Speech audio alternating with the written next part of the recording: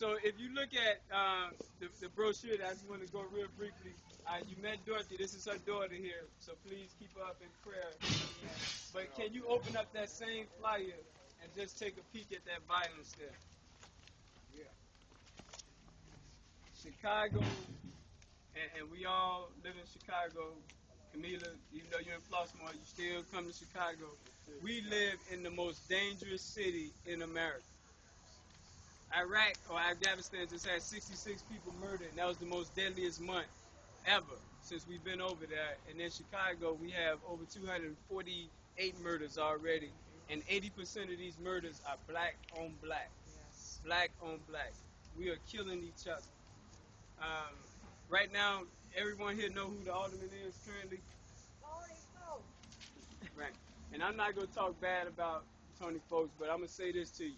We have a mayor that's totally ignored our community.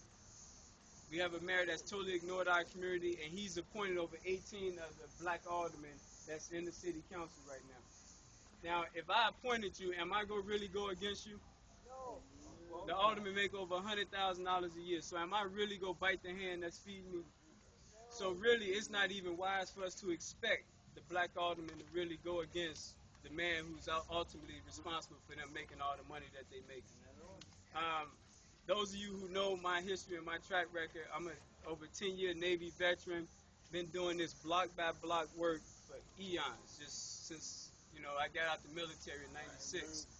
And being out there on the ground talking to people, I get to hear the real stories of what we're going through. We Can I met. ask you one thing? But before y'all get in office, y'all all say the same thing. But when y'all get in office, y'all with them white folks. Y'all ain't trying to help us. What would you do different? Very good. Y'all ain't trying to help us. Once y'all get that up under that little payroll, You're in the clique. y'all in the clique. You do the same. She did the same thing. Shirley Coleman did the same thing. Dorothy Tillman did the same That thing. tells me you guys experienced that, but just hold that to the end. I'm gonna get to that, and I'm gonna tell you totally what's different. Okay. Guaranteed, I'm gonna tell you what's different. I want to know. That's right. Let me know. Let me finish this though. No, don't give the energy to it. So let me hold up. Just hold that. Let me finish why I'm running. Okay. So going back to this block by block work that we've been doing, we've since October '98.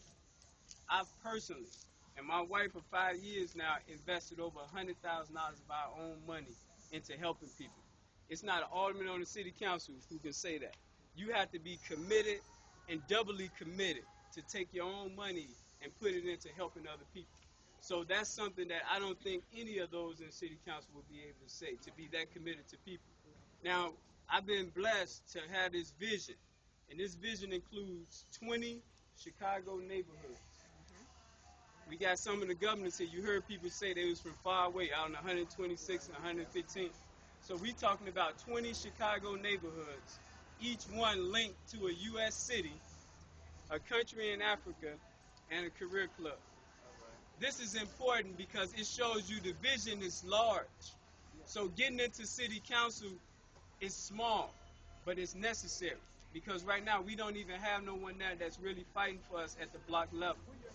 All right, so the key for us is for us to get somebody at the table, so when decisions are being made, you got somebody there that's showing you through commitment that they committed to you block by block. We have over 150 some videos on the internet that shows you of us being on the blocks in the lives of our people, block by block. So that's something that should prove to you the commitment and the dedication that I have and my wife to put up with that. It takes a strong spirit to allow that much money to be leaving each month, So that's just to deal with that. But let me go back to what you guys deserve and you haven't been getting. Let's go back to that. Chicago has a $6 billion a year budget. That's our budget here. We have 50 aldermen, 50 wards in Chicago. Los Angeles, which is much larger than us, have 15 aldermen. New York, which is much larger than us, have 51 aldermen. The question is, why do we have to have so many aldermen? It's a part-time position. Did you guys know that? It's a part-time job. It's not a full-time job, and it pays 6 figures. that's one issue by itself. There's 25 police districts to manage city of Chicago.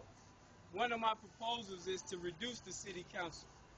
We just don't need to have. We'll save over $40 million just by reducing it, aligning it to what the police districts are.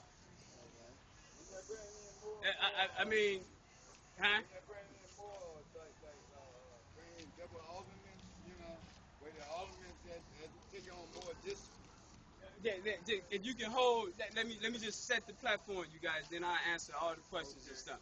So by aligning it with the police districts, we'll be saving money. Each alderman has at least 5 people that they employ.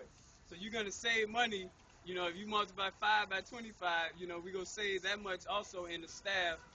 In this new technology age, we use 311. We're not even using the alderman as much. We can use 311 and elevate that system. So that's one thing.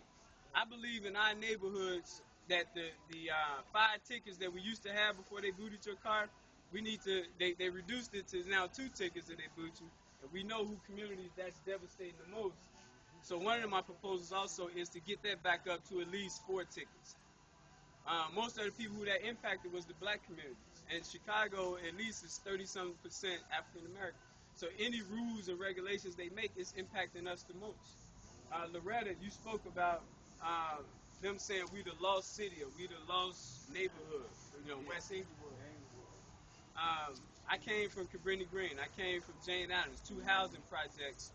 And I'm going to tell you, I don't consider myself a lost cause. So, you know, we got some Michael Jordans that's not in the game. And we can't win if we don't put Michael Jordan in the game. And I believe on each block, we got some superstars that no one is taking time out to put them in the game. And who puts the players in the game? The coach. Who's our coach? Unfortunately, Matt Davey, he's the coach. He decides who to put in the game. Now, I work downtown, and it pains me because you see the murders, you see the violence. It pains me when I see these people come from the metro train from the suburbs. No offense, committee. It pains me when I see these people come from the suburbs and they have all the construction jobs downtown. Yeah, I see. They don't pay no city taxes. They don't have to buy that $90 window sticker. They're not subject to none of the stuff that the Chicagoans are subject to. Yet still the money is leaving and going out to the suburbs.